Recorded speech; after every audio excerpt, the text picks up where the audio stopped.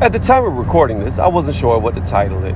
With that being said, what's going on, y'all? How y'all doing this morning? I hope y'all are doing good. Me, myself, I'm driving to work. Delusional. Delusional, I think, is a good topic, a good word, a good thing to look up to get the definition of, because Max Kellerman and Stephen A. Smith are delusional. I'm going to say this right now. First off, I'm going to address what Stephen A. Smith said at the end of this article I read. He believes Errol Spence Jr. and Bud Crawford will be bigger than Anthony Joshua and Tyson Fury. Now, I don't know if Bob Arum, being that y'all work for ESPN, paid y'all to say that. I don't know if y'all was sniffing white lines. I don't know what Stephen A. Smith was doing before he made that statement. But let me put it like this. AJ and Canelo are the highest paid athletes in boxing. I'm not sure which one's bigger. I think AJ did bigger, but Canelo's still making money, so they're pretty close. We'll say they're equivalent. Errol Spence Jr. has never made the money that AJ has made. AJ in one fight makes triple his net worth. In one fight makes triple his net worth. Let me say that again. AJ in one fight makes triple his net worth. Same as Bud Crawford. As much as I want to see this fight, it is not comparable to Tyson Fury and Anthony Joshua. It is not. It is not. Not even close. No, I'm not going to buy into this bullshit. Do I want to see it? Yes. Do I think it'll be a great fight? Yes. Do I think it'll do the pay-per-view numbers as Anthony Joshua, Tyson Fury undisputed? No, not even close. I would be surprised if it did a quarter of the pay-per-view buys that this fight's going to do. I would be very, very, very, very, very surprised. Extremely surprised.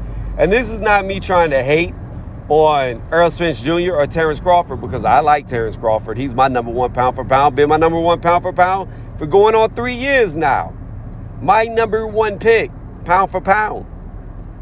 But the reality is, when it comes to boxing, outside of a few people like Canelo, or you go back to Floyd Mayweather, or currently a Manny Pacquiao, outside of a few guys, the heavyweights have always been the top dogs for making money, because the big men are what captivate the casuals who don't really watch boxing, who just want to see a fight.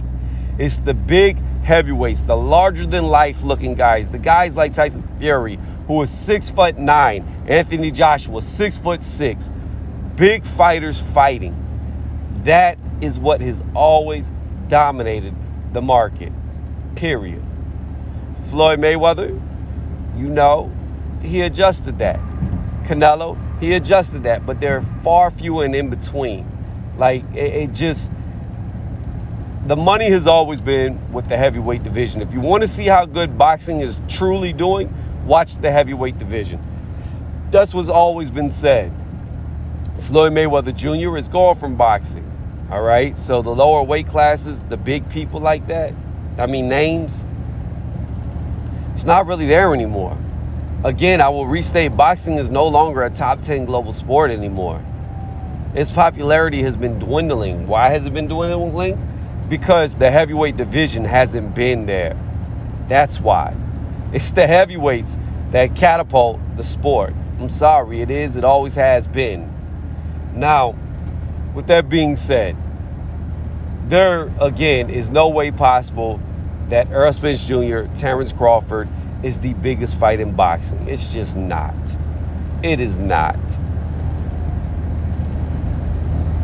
It would be bigger than Canelo fighting a Yildirim if we're talking about money earned. I'm sorry. Canelo can make more money fighting Yildirim than Terence Crawford and Errol Spence Jr. will make fighting each other. It's just a fact. So to compare that to a heavyweight undisputed between Anthony Joshua, either the highest or second highest paid boxer in boxing, to guys who don't even make nowhere near what he makes in a fight, is just ridiculous. Now, for diehards, for people who enjoy the sport, love the sport, is the Errol Spence Jr. Bud Crawford fight huge? Yes. Yes, it is. That's a big fight. But is it going to reach out globally? Is it going to reach out to casuals and make them buy it? I have my doubts. I really do. I don't really know how much money that fight earns. But let's move on from that and talk about something else. Now we're going on to Max Kellerman. I wish Max Kellerman sometimes would shut the fuck up, because he just keeps these fucking bullshit ass narratives going.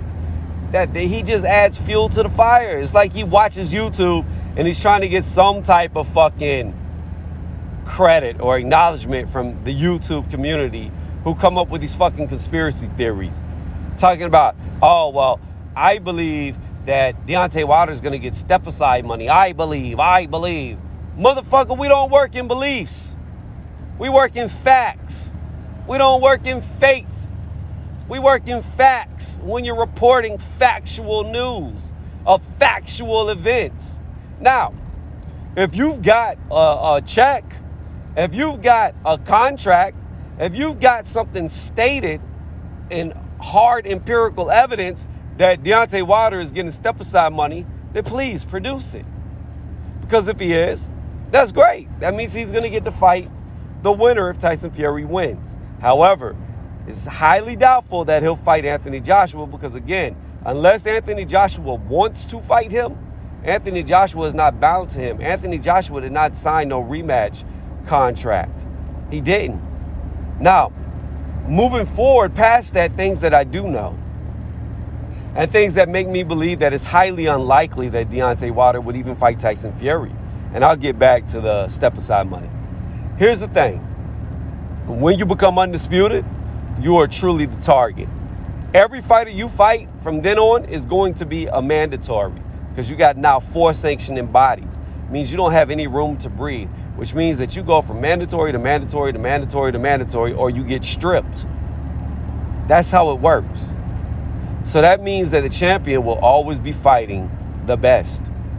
That's what's so great about Undisputed, that it's the true testament of the true champion, and he's always fighting guys who are right there underneath him in contention for his belt, at least one of them. Now, here's what we know. Okkkk is in line, should be first in line to fight the winner. He's been a mandatory for a very long time. It was between him and Pulev. Pulev is already out the question. I believe Okkk's with the WBA. Now, they're stressing that he fight Joe Joyce, which I think is stupid. First off, if I was Okkkk, I wouldn't even fight Joe Joyce. I'm already mandatory. I don't need to be fucking interim. If I don't fight Joe Joyce, then there's nobody that even qualifies for Joe Joyce to fight to get an interim title. See what I'm saying? Okkk's got all the cards in his hand. Why risk another fight? Why? Don't take the risk like Dillian White and get knocked out when you could go in there and fight for the belt. With that being said, though, Okkkk is next in line. Then the next person in line for the WBC, where Deontay Wilder was the champion, is going to be the winner out of Dillian White and Povetkin. Now, Deontay Wilder could very well fight the winner of that fight, get the mandatory slot, and then Mauricio could, catapult him up there and say, no, there hasn't been a mandatory fight in this long. It doesn't matter if Deontay Wilder just won. We need a mandatory fight now. Mauricio could do that because Mauricio makes up rules as he goes. Like, there's no consistency with the WBC. And with me saying that about no consistency with the WBC, we know that Deontay Wilder versus Tyson Fury is not a mandatory fight. It's not. Because a while back, Mauricio was on record stating that that's something that they had between them. It's got nothing to do with mandatory. That is a contract that they had between them, and the WBC has nothing to do with their third trilogy fight. Nothing to do with it. So that would dispel the notion that Deontay Wilder would be a mandatory for that title, because he won't. The mandatory for that title is going to be the winner out of Dillian White Povetkin 2, period. The only way he could get the mandatory slot in the WBC is if he beats that winner, if those guys would fight him. Now, Could Tyson Fury fight Deontay Wilder if he beats Anthony Joshua twice? Yes, he could. However, there are repercussions to that. He would have to vacate a belt. Whichever belt called up the mandatory, he would have to vacate. He couldn't fight him unless Deontay Wilder was a mandatory or vacate. That's the only options. There's no other way around it. So do I think that'll happen? I don't know. We're going to pause this video. I'll be right back. Phone call. Seems like an instant for y'all, but it's several hours later for me. I have no idea where I left this off. I believe it was something about Wilder not being a mandatory, vacating belts, all of that. And the bottom line is this. This is how I look at it. And we're going to sum it up because it's been so long since I started this video. Highly unlikely Tyson Fury fights Deontay Wilder after his 2-fight deal with Anthony Joshua, unless Deontay Wilder can beat the winner out of White and Povetkin. That's the only way I see it happening. As far as AJ goes with Deontay Wilder, he's always maintained and said that he wants to fight Deontay Wilder. So he may give him an opportunity if he beats Tyson Fury. However, I could see it being at least a 4 fights from now. So you would have Tyson Fury. You would have Usyk or Joe Joyce first if Usyk goes through with that fight. And then you would have Dillian White or Povetkin, depending on who wins. Then, in that 5th fight would be the potential Deontay Wilder fight, unless AJ is going to start vacating belts after he gets undisputed. That's how I see it. That's the order of things that I see. I don't see Deontay Wilder getting the title shot for a very long time. And if Tyson Fury wins it, I don't know. He's so wishy-washy with what he says. At first, he said he'll never give Deontay Wilder a chance. Then he said he may fight him again instead of AJ. You never know what this guy is going to do. He contradicts himself a lot. He talks in circles a lot. And he doesn't always say what he means. And whether that's on purpose or unintentional, I have no idea. But it's very hard to know what Tyson Fury is going to do because of the way he moves. So, again, my whole point of this video was ESPN, stop. Just stop. Unless you can produce evidence of Deontay Wilder receiving money to step aside, unless you can produce evidence of Deontay Wilder having some type of written contractual agreement to fight the winner out of AJ and Fury, then stop with these narratives. Stop with these lies. Stop trying to support YouTube channels who have been saying that they were going to come out with evidence for who knows how long, and they never have. Because you're just going to have them run wild with it. And then it's going to be another year of step aside, and then after that year is up, and we're in 2022, whenever Fury or AJ fights somebody different, then what's the narrative going to be? Stop letting these people milk this shit, because it's getting old. The bottom line is this. When a contract expires, that's it. It's just like when you're in a terms of service. Same thing. Once your terms of service ends, you're no longer dictated by that terms of service. You have reached the end. The only way for you to get into a new one is to renew the contract or renew a terms of service. If you do not renew it and it is expired, it is expired. You are no longer legally bound to it. Arbitrations does not last for 5 years. That shit's been done. Bob Arum already said it's over. It's done. Bob Arum is a lawyer. I think he would know, especially a business lawyer like him. I think he would know. And I think he would know how to choose his words wisely when speaking to the public. And if he's saying that it's over, then it's over. That's what I believe. So let me know what y'all think in the comment section. ESPN, you get 2 big thumbs downs for this because it's bullshit.